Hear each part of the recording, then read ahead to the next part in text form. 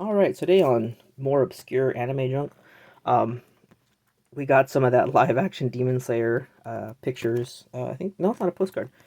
So this is like just a picture that you would buy from the little booth from the live showing of the live play of the Demon Slayer. I believe this is from the first part, the first season, part one and part two. So it would go all the way up to the Spider Family and then stop. And then I guess they got so much praise that they're continuing and doing the Mugen Train stuff now. And so I grabbed these because I thought they were cool and different and neat. And so these, I know most people don't care about them, but they're like the bromides, I think, or biromes or something. I have no idea how you say it. But it's basically a picture of the person. So back in the day, when cameras started becoming popular and easy to get, people would include pictures of them, like autograph, not autograph pictures, but like pictures in like their books or in like their magazines and stuff, so you could have like kind of like a collection of it going. And so now in Japan, you'll see a lot of this stuff, and most people don't care about them, but sometimes these can become super rare and expensive, and nowadays they become like postcards. So this is the special one I got from the Traeger fan event, and it's a postcard though, so you can see a postcard, which is a much more newer and common thing of it. Even though these are new, fairly new uh, items, it's just a traditional thing that they do a lot, and then people will just buy them and then collect them, and I think that's kind of cool.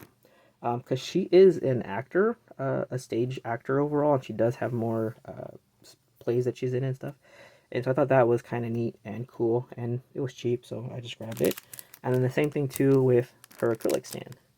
And I know most people don't care about the acrylic stands, but I think they're cool and neat because a lot of times they'll have art or they'll have important-ish people um, or famous people in Japan and stuff, and they don't have like figures for whatever anime, whatever. And so getting like an acrylic stand kind of like fills that gap, and they're cheap and easy to make sometimes.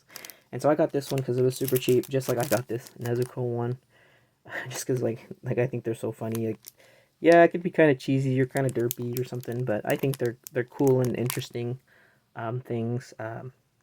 So I have like a small collection of acrylic stands, kind of growing and forming, and I put them all next to each other, and kind of organize them by height and stuff. And it's I think it does add more stuff to see and more things to do.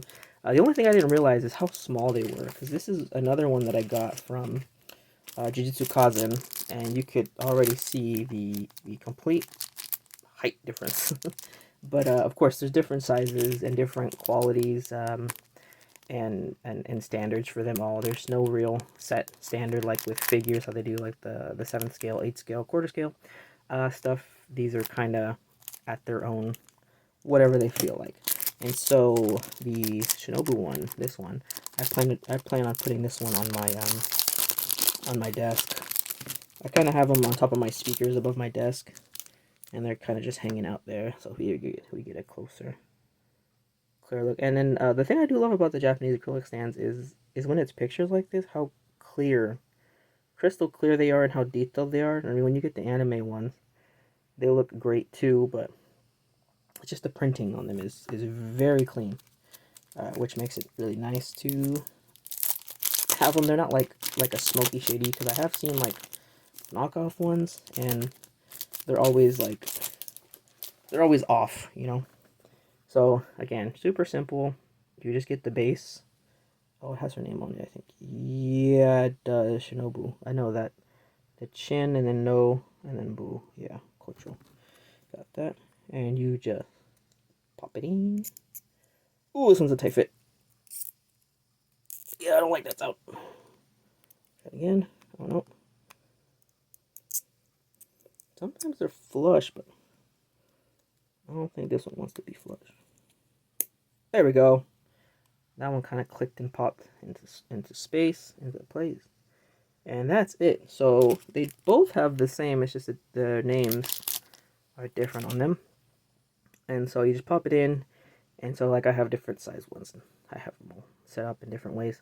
So that way you could have whatever characters. And like I said, sometimes you get an art or you get something that they don't make a figure of, even though you would freaking love a figure of it. An acrylic stand, it kind of fits that void, and so it's kind of nice because typically they're pretty freaking cheap, ranging from like $5, $10 up to like 40, 50.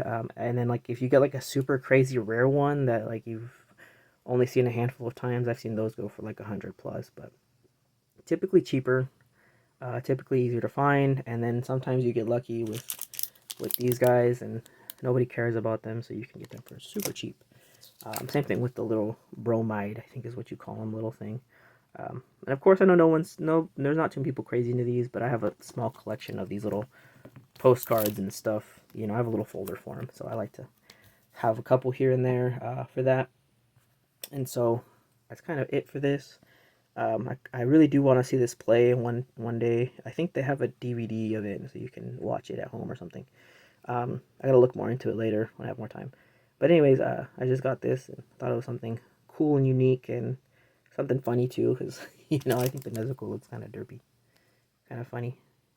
But yeah, their freaking outfits are amazing because of course they're gonna put good money into costumes and sets and everything for this stage play. And of course Shinobu's my favorite character, so I just grabbed hers, of course. And that's all I got for this one. So thanks for watching.